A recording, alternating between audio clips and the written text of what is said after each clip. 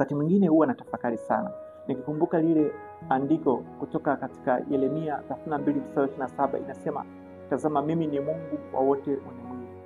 Je, kuna neno gumu lolote nisiloliweza? Kuna vitu vingine wakati mwingine vinakuwa ni vigumu katika maisha yangu. Najiuliza, je, katika hili namwamini Mungu? Mungu yuko wa kwanza katika maisha yangu? Kwa nini nishindwe? Naigundua kwamba Mungu bado hajawa wa kwanza katika maisha yangu. Mungu anaweza Bwana. Hakuna neno lililo gumu katika maisha yetu ambalo Mungu analishindwa. Ni imani.